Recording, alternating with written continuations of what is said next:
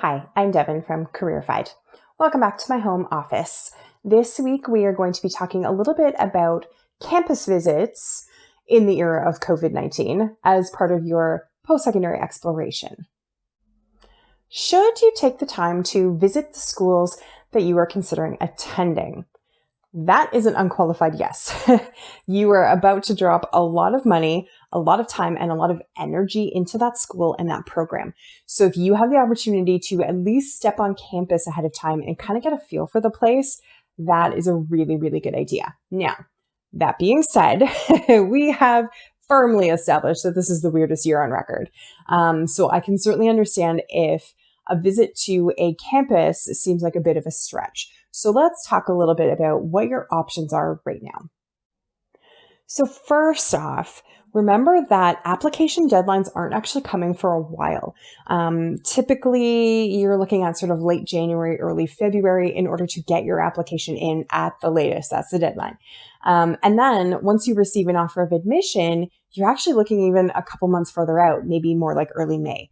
So even though applications are opening around now, we're talking about a process that takes many, many months to complete. So you have a fair amount of time to work with this stuff. And of course, public health guidelines and all that stuff is changing pretty rapidly, responding to the situation as it changes. There are a couple of different versions of campus visits. Normally you have the option of attending open houses and campus tours. Open houses are usually pretty large scale. I've planned enough of them. We're talking about hundreds of people on campus, usually on a Saturday where, everybody's free to actually be around and talk instead of being at work or in class. So I think we can all agree in the current climate, that's probably not going to happen. But I would suggest that you keep an eye out for virtual open house events, and schools will start advertising these, I would think, in the next week or two, and the dates that they are going to come available. While you're not physically on campus, a virtual open house will give you, greater access to people connected to the programs that you want to take. So you'll be able to talk to current students, faculty, instructors, teaching assistants, people who are already working within the program in their own capacity, and ask whatever questions you want to know about. You also will have the option of having more discussions with people from student services, and you can find out more about how the school supports students outside the classroom, academically as well outside the classroom, but spiritually, emotionally, mentally, physically, what kinds of supports do they offer? What do your fees cover? Campus tours are typically much more intimate affairs. You maybe have, let's say, 10 prospective students with a parent or guardian with them, which is still a sizable group, depending on how you feel about groups. Colleges and universities have gotten actually quite creative about how they're administering tours.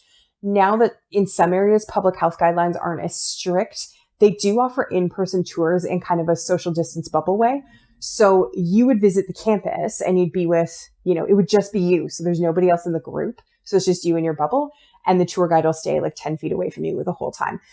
The downside of this, I suspect you won't be allowed into a lot of indoor spaces. So if you were wanting to see, residence rooms or labs, athletic facilities, anything like that, you're probably not going to be able to. A lot of schools as well are offering virtual tours. And I don't mean the kind of virtual tours that have actually been around for a while. There are different software packages you can get. And basically, if you go on some university and college websites, it's kind of a click-through tour that you do. Some of them are actually pretty impressive and pretty well done. There are quite a few that I have come across over the years that have been very impressive. But what I'm talking about is something that we're seeing in real estate as well. You sign up for a time and a tour guide walks you around campus, right? You're there through Zoom or FaceTime or something like that. And they're literally walking you around campus with their phone. So the downside there, of course, is you're not physically in the space, but you probably get more of a broader introduction to the campus. You might be allowed into some of those indoor spaces, depending on what their situation is with campus security. I can't recommend campus visits enough. As a person who used to plan all this stuff, all the open houses, all the tour programs, that sort of thing, I cannot recommend them enough. It's kind of a cheesy thing, but you honestly will not know how that campus feels to you until you set foot on it. and all the beautiful fall foliage pictures in the world will not be the same as physically being there. So I highly recommend doing this. Take advantage of the online stuff while you can.